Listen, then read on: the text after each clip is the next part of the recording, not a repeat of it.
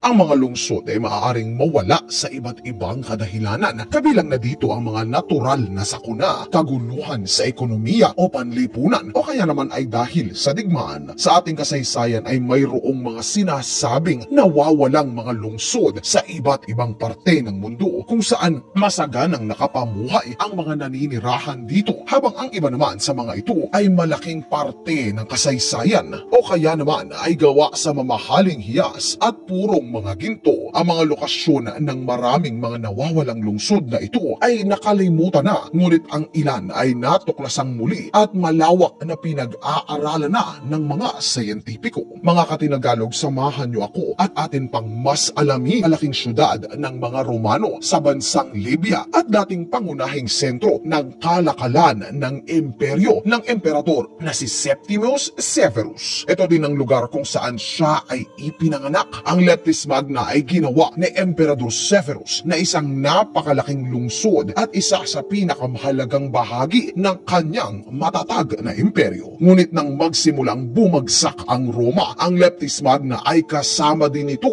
sa pagbulusok. Ang syudad na ito ay nasira at ganap nang nakalimutan, hanggang sa ito naman ay mailibing sa buhanginan. Sinasabing halos 1,200 taon na nakalibing sa ilalim ng buhangin ang syudad nang ito ay natagpuan ng mga archaeologist ng ika-19 na siglo. Bagamat nailibing ng mahabang panahon, ang lungsod ay napanatili pa rin na maayos. Hindi lamang nakakuha ang mga archaeologist ng mga lumang kagamitan, sila ay nakapaglakad pa mismo sa lungsod na mayroong pading amphitheater, paliguan, isang basilika, isang sirko. Lahat ay napangalagaan ng maayos at sinasabing habang ang isang tao ay naglalakad sa lugar na ito ay maaari niya itong dalhin sa panahon kung saan ang syudad ay naging isa sa pinakamakapangyarihang lungsod sa buong mundo. Kaso ay matatagpuan sa Sri Lanka at isa sa pinakakamanghamanghang kastilyo sa buong mundo. Ito ay itinayo ng Haring Kasapa ng ika-5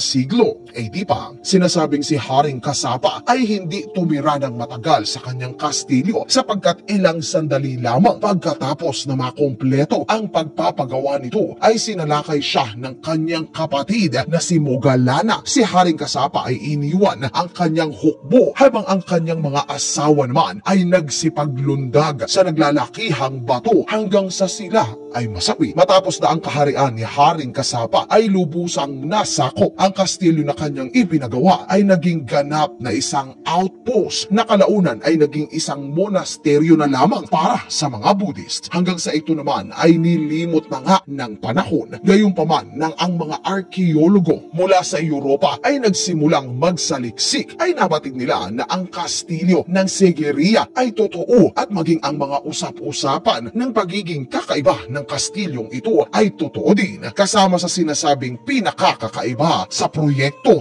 ay ang malaking leon na nagbabantay sa hagdan kung saan ay kinakailangan pang dumaan sa bibig nito upang makapasok sa loob. Di nagtagal, inilahad ng UNESCO sa buong mundo na ang kastilyo ng Sigiriya ay ang ika-8 sa pinakakamangha-mangha sa buong mundo. Kasama na po ito sa 8 Wonders of the World. Number 8, ang lungsod ng Heraklion. Sinasabi na ang Heraklion ay ang lungsod kung saan itinago ni Paris ng Troy ang kanyang ninakaw na nobya na si Helen mula kay Menelaus bago pa naganap ang digmaan ng Trojan. Nakapagtataka na halos lahat ay walang ideya kung saan matatagpuan ang sinasabing syudad na ito. Asa na nga ba ang pinakamahalagang daungan ng Ehipto? Nang unang bahagi ng taong 2000, ang mga diver ay namangha nang sa kanilang pagsisid ay may natagpuan silang kakaibang bato sa ilalim ng tubig at nang ito ay kanilang maiahon, nabatid ng mga eksperto na isa pala itong piraso ng isang sinaunang batas. Muli silang nagbalik sa lugar at di nagtagal ay nakakita sila ng buong mga rebulto, mga hiyas, mga labi ng sinaunang templo ng Ehipto, maging ang isang napakalaking bahagi ng lungsod ay kanila ring natagpuan. Ayon sa pag-aaral, ang lungsod ng Heraklion ay maaaring tinamaan ng malakas na lindol o kaya naman ay tsunami, dahilan upang ito ay lumubog sa karagatan na siyang dahilan kaya hindi matagpuan ang sinaunang syudad sa loob ng napakahabang panahon. Ang Xanadu ay isa sa pinaka-nakamamanghang palasyo sa buong mundo. Ito ay yari sa marmol na napapalibutan ng isang napakalaki at malawak na parke na may sukat na 26 na kilometro at ang kastilyo ay punong-puno rin ng fountain, ilog at mga ligaw na mga hayop. Iniingatan din ni Kublai Khan sa Xanadu ang kanyang 10,000 pirasong purong puting kabayo. Ito ay binabantayan ng mga dragon. Sa madaling salita, ang palasyo ng Xanadu ay isang paraiso na walang katulad sa balat ng kalupaan. Ayon sa pag-aaral, ang palasyo ay nawasak ng hukbong Ming ng ika-1369 bago pa man magkaroon ng pagkakataon na makita ito ng mga taga-Europa. Kaya naman sa pagdaan ng siglo, ang kwento tungkol sa Xanadu ay naging tila ba isang alamat na lamang. Subalit nang ang palasyo ni Kublai Khan ay natagpuan, ay napag-alaman na mga eksakto talaga ang naging pagsasalarawan ni Marco Polo sa palasyo. Ang Xanadu ay 2 beses na kasing laki ng White House at ito ay napapaligiran ng isang napakalaking parke na tila ba minsan nga ay nagiging tahanan ng mga ligaw na hayop at mga rampa ng mga kabayo. Ito nga talaga naman ay binabantayan ng malaking estatwang dragon. Bagamat estatwa pala ang tinutukoy ni Marco Polo, ay sinasabi naman na ang posisyon nito ay tamang na isalarawan ni Marco Polo. Number 6. Ang Viking Land of Plenty. Nang ika-1073 AD,